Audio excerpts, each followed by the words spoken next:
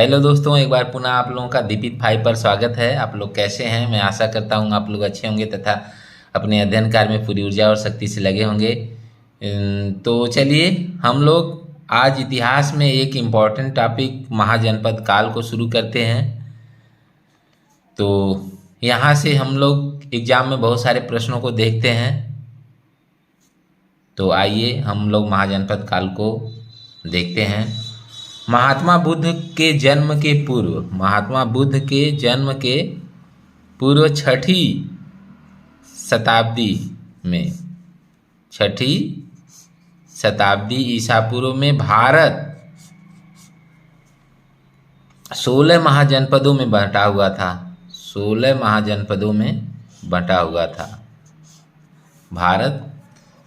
महात्मा बुद्ध के जन्म के पूर्व छठी शताब्दी ईसा पूर्व में भारत वर्ष जो था 16 महाजनपदों में बंटा हुआ था। 16 महाजनपदों का जो उल्लेख था वह अंगुत्तर निकाय जो कि बौद्ध ग्रंथ है, बौद्ध धर्म का ग्रंथ है अंगुत्तर निकाय, उसमें वर्णन है। और दूसरा ग्रंथ है भगवती सूत्र जो कि जैन ग्रंथ है। इन दोनों में 16 महाजनपदों का उल्लेख बाकायदे किया गया है। 16 महाजनपदों के नाम, जो 16 महाजनपद हैं, आइए उनके नाम बारी बारी से देखते हैं कि उनके नाम क्या हैं। तो पहला है नाम अंग, पहला है महाजनपद अंग। दूसरा मगध, तीसरा काशी, चौथा कोसल, पांचवा वज्जी, छठा मल्ल, सातवां चेदी, आठवां वत्स, नौवां कुरु, 10वां पांचाल, 11वां सूरसेन, 12वां गांधार, 13वां कंबोज और 14 अवंती, 15वां मत्स्य और 16वां जो है वह अस्मक जो कि दक्षिण भारत का एकमात्र महाजनपद था। तो इस तरह से 16 महाजनपद हो गए। अंग, मगध, काशी, कोसल, वज्जी, मल्ल, चेदी, वत्स, कुरु, पांचाल, सूरसेन, गांधार, कंबोज, अवंती, मत्स्य, अस्मक। तो इस तरह से ये 16 महाजनपद थे उस समय, जिसमें से सभी जनपद उत्तर भारत के थे। केवल एक जनपद जो कि अस्मक महाजनपद था, ये दक्षिण भारत का एकमात्र महाजनपद था। आइए एक एक के बारे में बारी बारी से पढ़ते हैं। तो पहला है अंग, पहला महाजनपद है अंग। तो अंग के बारे में देखते हैं। अंग महाजनपद की राजधानी चंपा थी, जिसका प्राचीन नाम मालिनी था। चंपा का जो प्राचीन नाम मालिनी है। चंपा नगर का वास्तुकार महागोविंद, चंपा जो नगर था उसका वास्तुकार जो था वह कौन था? महागोविंद थे। शासक कौन थे? अंग के जो शासक थे वह ब्रह्मदत्त थे। उस समय ब्रह्मदत्त शासक हुआ करते थे।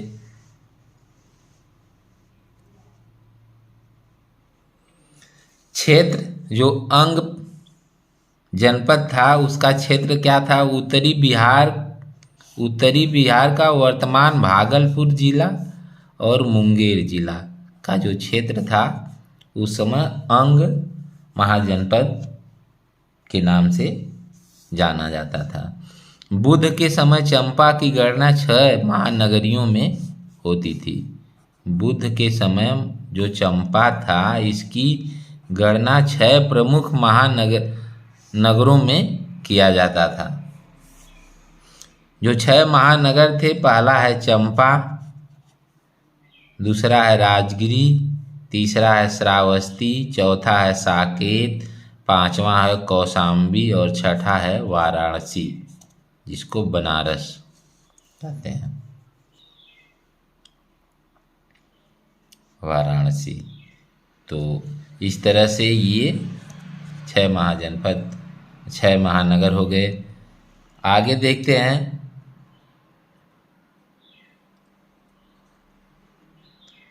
प्राचीन काल में चंपा, जो प्राचीन काल में चंपा नगरी वैभव तथा व्यापार वाणिज्य के लिए प्रसिद्ध थी। व्यापार वाणिज्य के लिए चंपा नगर प्रसिद्ध था। किस लिए प्रसिद्ध था? चंपा नगरी वैभव और व्यापार वाणिज्य के लिए। चंपा नगर का वैभव बहुत के लिए फेमस था, काफ़ी अच्छा नगर था, और व्यापार और वाणिज्य वहाँ भरपूर मात्रा में होता था, इसके लिए प्रसिद्ध था।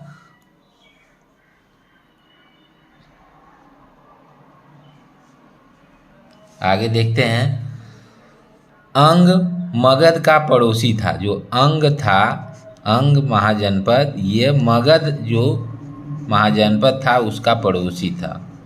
मगध और अंग आपस में पड़ोसी थे।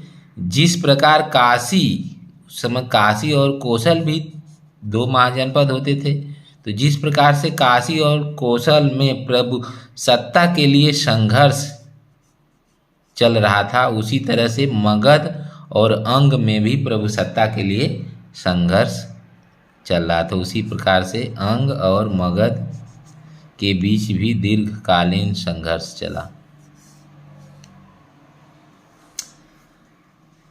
आगे देखते हैं, अंग के शासक ब्रह्मदत्त थे, जो कि ऊपर चर्चा हो चुकी थी। ब्रह्मदत्त हैं अंग के शासक, ने मगध के राजा भट्टी को पहले पराजित कर दिया। पराजित करके मगध के कुछ भाग को जीत लिया। जो अंग के जो राजा थे ब्रह्मदत्त, इन्होंने मगध के राजा भट्टी को पराजित कर दिए, और पराजित करने के बाद मगध के कुछ हिस्सों को उन्होंने जीत लिया। किंतु बाद में बिंबिसार ने क्या किया कि अंग को मगध में मिला लिया, अंग को जीत करके मगध में मिला लिया।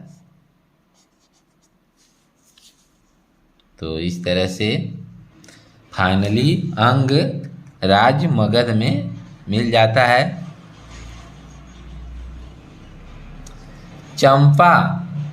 चंपा से दक्षिण पूर्व एशिया तक व्यापार किया जाता था। चंपा जो कि वैभव और वाणिज्य के लिए, व्यापार और वाणिज्य के लिए फेमस था। तो इसलिए चंपा से जो व्यापार होता था वह दक्षिण पूर्व एशिया तक होता था। दक्षिण पूर्व एशिया तक व्यापार होता था। आगे वाला जो महाजनपद है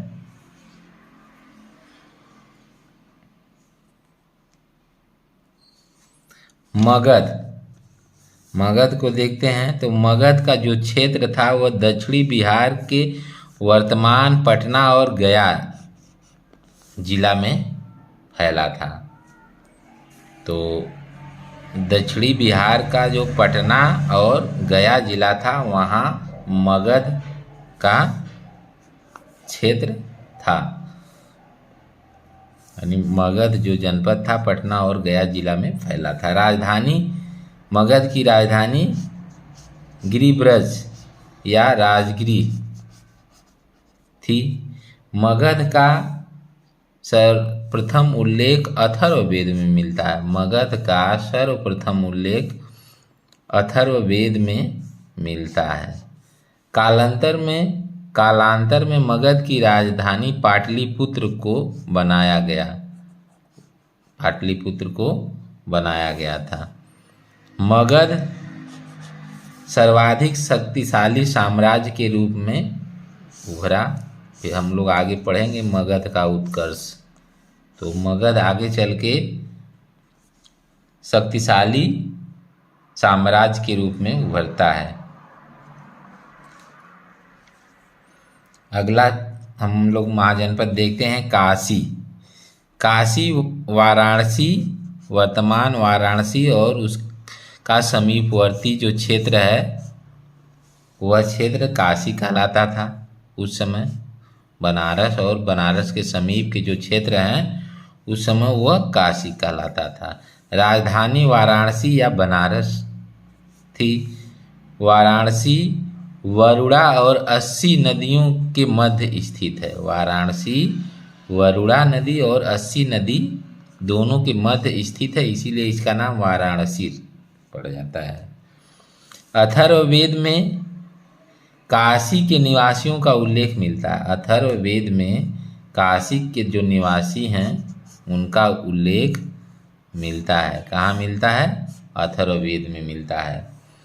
महाभारत के अनुसार काशी की स्थापना राजा दियोदास, जिसको रिपुंजय भी कहा जाता है, ने की थी। कौन किया था काशी की स्थापना? दियोदास। दियोदास, जिनको रिपुंजय भी कहा जाता है, ने की थी। महाभारत के अनुसार, महाभारत के अनुसार काशी की स्थापना राजा दियोदास या रिपुंजय ने की थी।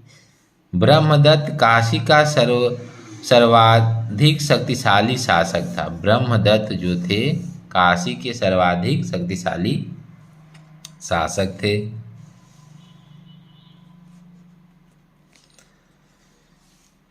प्रारंभ में यह सर्वाधिक शक्तिशाली राज्य था। काशी प्रारंभ में काफी सर्वाधिक शक्तिशाली राज्य था।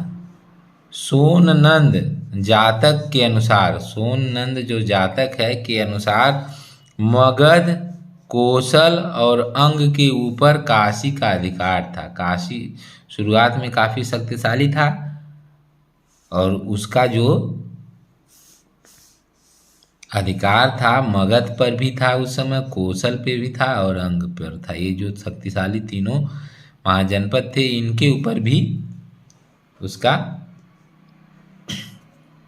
अधिकार था।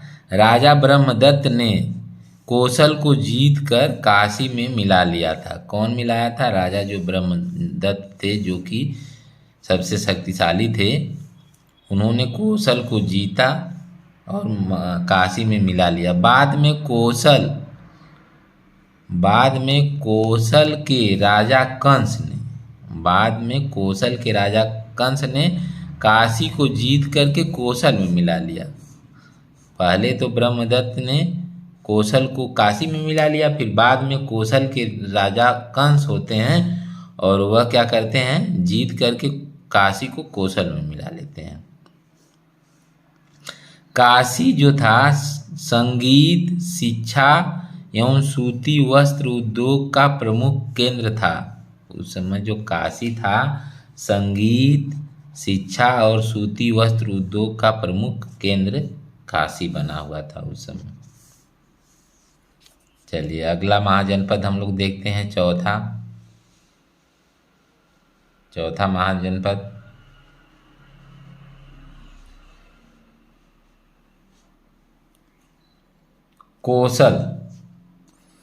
कोसल वर्तमान अवध का जो क्षेत्र है, जिसको फैजाबाद मंडल भी कहा जाता है, फैजाबाद मंडल को अब अयोध्या मंडल भी कहते हैं। तो कोसल वर्तमान अवध क्षेत्र जो फैजाबाद मंडल है उसमें फैला हुआ था। राजधानी इसकी श्रावस्ती थी। राजधानी क्या थी? श्रावस्ती थी।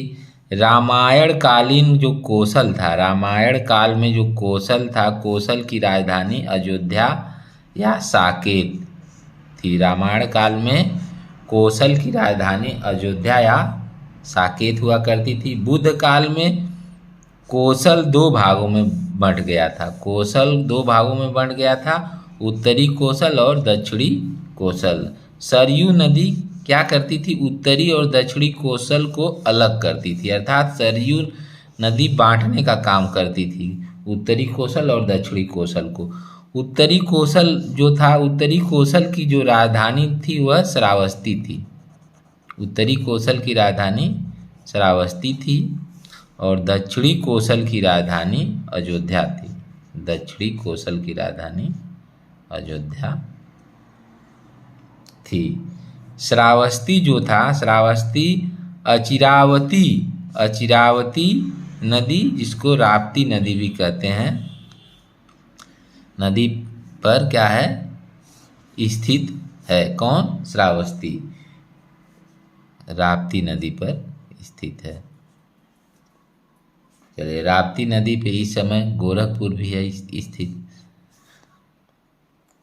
इक्ष्वाकु वंशी राजा जो प्रसेनजित थे वह कौशल का प्रसिद्ध शासक थे। इक्ष्वाकु वंशी राजा प्रसेनजित कौशल का प्रसिद्ध शासक था। जो राजा प्रसेनजित थे वह कौशल के प्रसिद्ध शासक थे। प्रसेनजित ने अपनी पुत्री वाजिरा का विवाह अजातशत्रु से किया था, क्योंकि अजातशत्रु ने प्रसेनजित को 2 बार हरा दिए थे। उसके बाद उन्होंने अपनी लड़की वाजिरा की शादी अजातशत्रु से किए थे। मध्यम निकाय एवं सूत निपात, मध्यम निकाय एवं सूत निपात में गौतम बुद्ध ने स्वयं को कौशल का निवासी बताया था। मध्यम निकाय एवं सूत निपात में गौतम बुद्ध ने स्वयं को कौशल का निवासी बताया था। तो